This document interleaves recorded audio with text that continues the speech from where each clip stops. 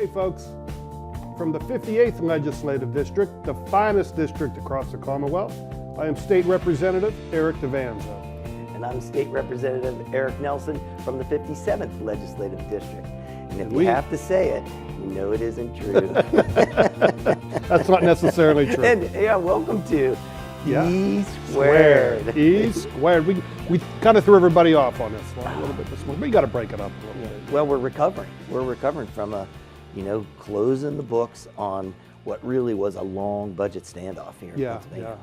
Yeah. A lot of good wins in it. I think so. We'll talk about it here in a little bit here, but let's kick things off as always. What's going on back home? Oh, so we had some really great things coming on. Randy, our kid number 2 is back. He was a year and a half over in Barcelona, Spain, and so he is back in the States interviewing and Sweet Sue's got to enjoy him being back home, right? Especially for the holidays. Sweet Sue's happy. Sue. This Thanksgiving will be the first time that they're all together, and it's going to be one of the last times because our daughter's doing her medical rotations, and she just realized the next 4 years she probably won't be home. Hopefully she'll get back to Pennsylvania. Wherever she's going to be at, Yeah, it's a mix. It's great that they're all going to be together, but it'll be the last time probably for 4 years. So listen, do Sweet Sue a favor. Don't do nothing stupid Thanksgiving morning.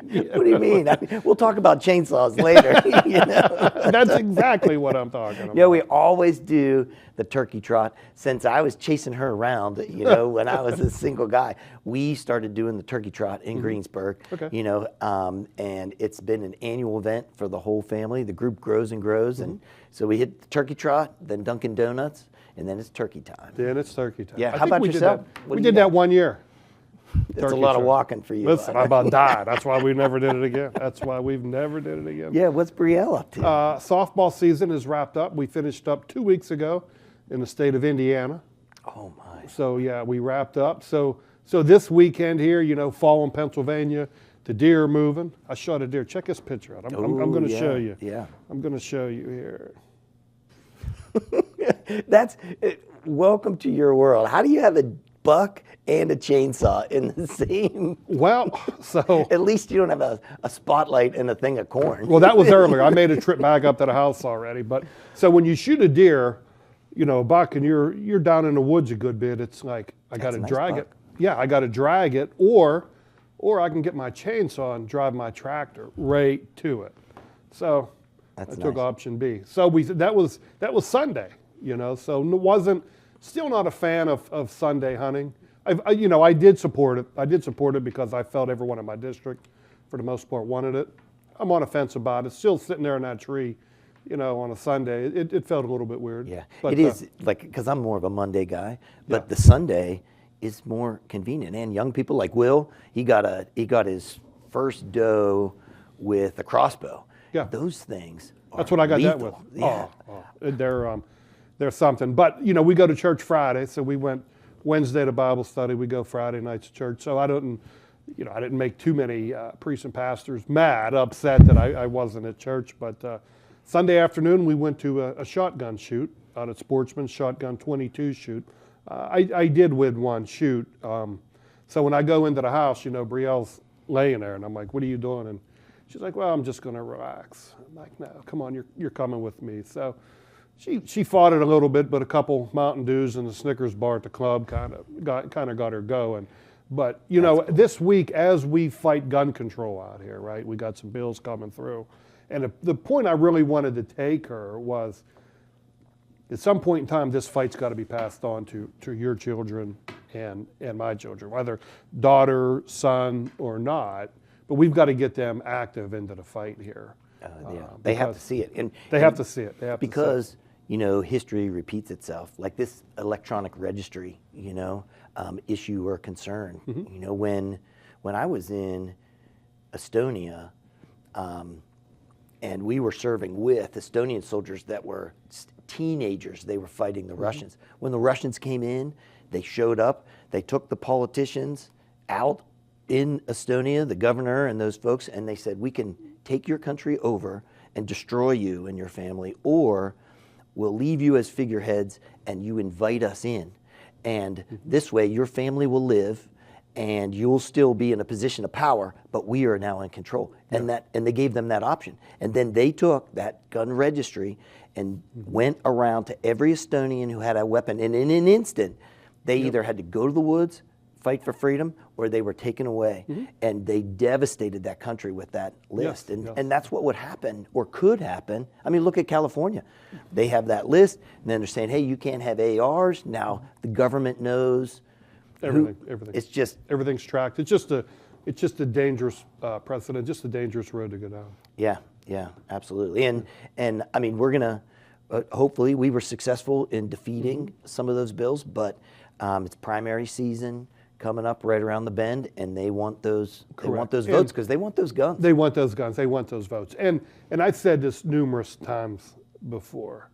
You know, you can take the guns, but you're not going to fix the root cause of the problem, the hatred in the communities. Just you have families without fathers, without mothers, opioids. But we don't want to dive in and fix those issues. Yeah, we just want to come for the red hanging meat. You know, it is. And as we get into the budget, we had some big wins for education. But if you were born trapped in a failing school and your parents can't get out, you go to a school, you don't know how to read, you can't do math, you can't get a job, and so you turn to crime because you still have to survive. Correct. And it's some of those social issues I think are really frustrating because a chronically failing school fails generation after generation, and those kids can't get out, and it just spirals downwards, and it creates this dependency culture. Correct. And we do live in the greatest country anywhere. And it's about opportunity. And one of the things I always push for is how do we give those kids opportunity? And it's not, hey, listen, we're gonna feed you, we're gonna give you everything, just so, like you said, it's all generational. No, that's not should be what we should be doing. We got to take a deep dive to really make a difference in those children's lives. And you're right. I mean, we're blessed to be here in America. We're blessed to live in Westmoreland County, the free Westmoreland County, that I like to say, because our public schools are fantastic. We have great schools, and to me, education opportunity is not an R versus a D thing. It's a family thing, and if you're trapped in a failing school, you should have an opportunity to get out. I think that it would be wrong for me to have a great public school system around us and force kids in not so great areas to have to stay there. Like it isn't the right thing to do as a dad, as we cross over into the budget a little bit, there were some big wins there. I mean, a lot of funding for public schools, which is a good thing. And listen, we have to invest in our youth, right? We have to invest in our next generation. I've always been supportive of that, and typically I always will, because we're able to come up with some policy victories here that will enable us to spend some money here, which is what we'll get into number one here. With Reggie, when I came in 2020, Governor Wolf had just entered us into Reggie. And we fought that thing for 6 years? Oh yeah. I mean, no new power plants in Pennsylvania since 2019. And they forced the closure of existing plants, and then everybody's energy prices went up. And once everybody's paying more, then they act surprised, like they didn't realize it was going to be happening. And government increased LIHEAP and those energy programs, so people that were needing assistance received more in assistance, but the working families got squeezed. Retirees, people that are just trying to get by. And so that's killing the greenhouse gas initiative is going to open up the door. And not just the greenhouse gas, but also permitting reform in air and water so that private investment can drive our economy. And when people are working, they're buying things, it's low cost energy helps manufacturing, it helps construction, and that rising tide raises all ships. Oh yeah, no, absolutely. Just think of the construction jobs, and these are going to be good family sustaining jobs here. And so just look in our area with U.S. Steel. I always had concerns that U.S. Steel, we got this $15 billion that's going to be spread across the country with U.S. Steel. My concern was always the Allegheny County Health Board, right? Last time they stopped it, U.S. Steel had the machines.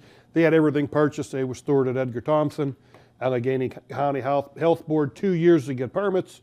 They get a plant up and running in Arkansas before we can even get a permit here, right? They put everything on a train and they just ship it out there. So that was my concern. But with these permitting, right, they're deemed permits, right? So in 30 days, if they're not approved or looked at or modified in any way, they're approved. And I think it's important for everyone to understand that we're not saying lower environmental standards. No, not at all. The standards and the thresholds are still where they are. It's just that if you meet that standard, you're allowed to advance and you can move forward with your project. It's not bad water or bad air. It is meeting the standards, having engineers stamped in commitment, and if a company doesn't, they get nailed to the wall.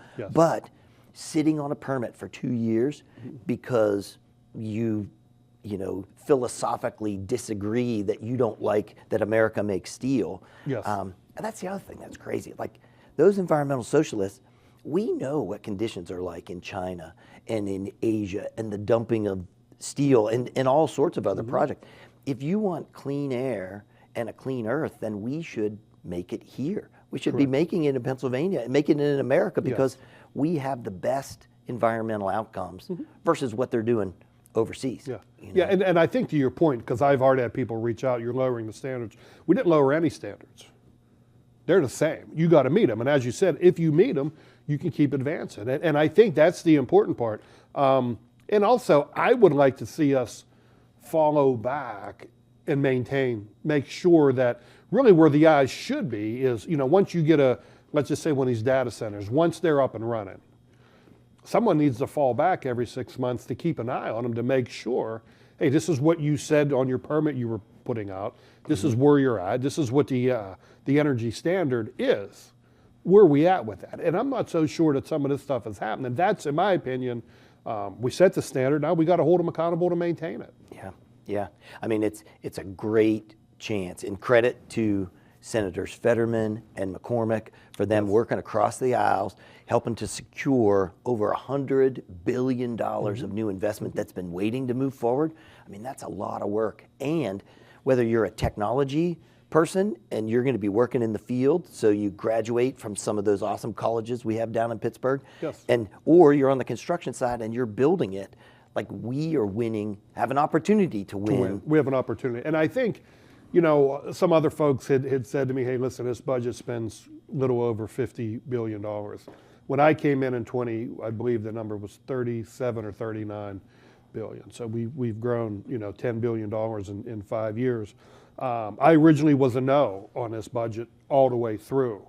Then right towards the end, when I was talking to our Senate colleagues and the leadership, they had mentioned that Reggie is probably going to be off the table. It's on the table, but we're going to be able to remove it. And would that get you to a yes?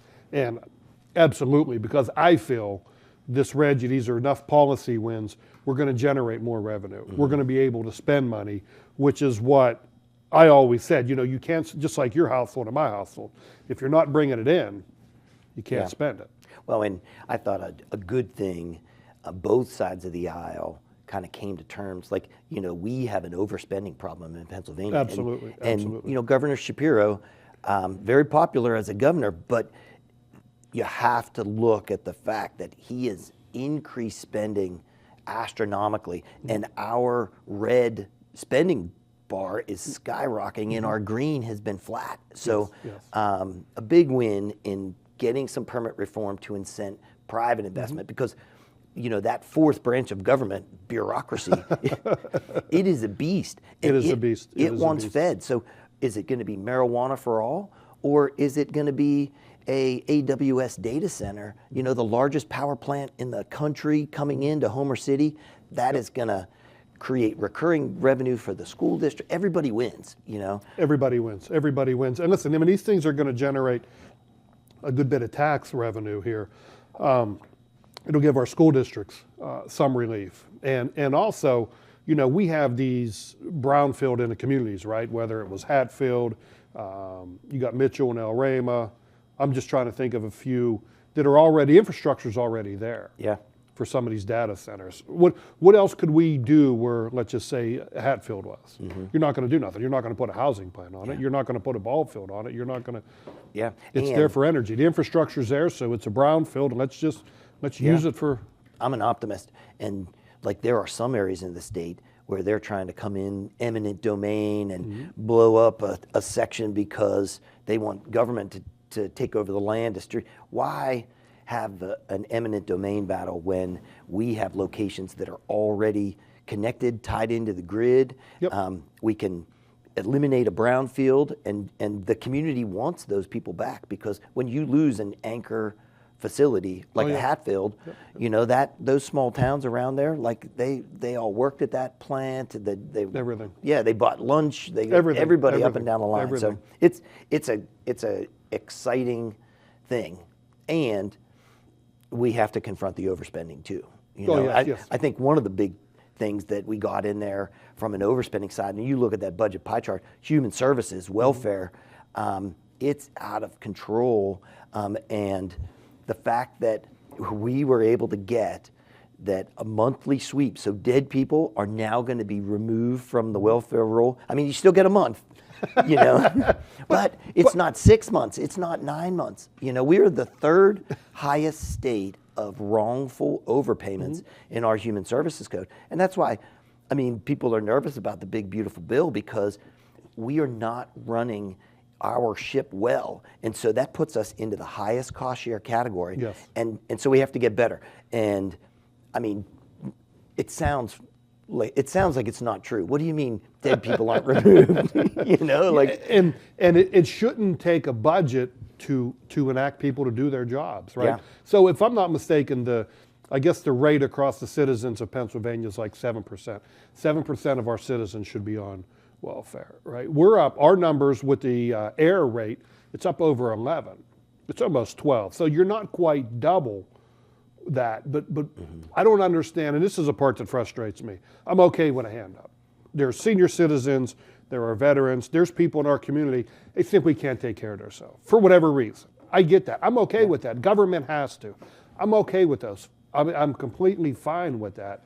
But it's the able-bodied folks that are refusing to go to work. Yeah, you gotta work if you can. And I agree. It's a responsibility of government to take care of those who can't take themselves. Correct. You know, but we're spending all of this money, billions more, and we still have a waiting list for people with advanced disabilities that government says we can't afford. There's over 10,000 individuals with disabilities on the waiting list, and we won't cross-reference double and triple dippers for welfare across state lines. So like, and that's it. They're getting over $40,000 a year, about 42.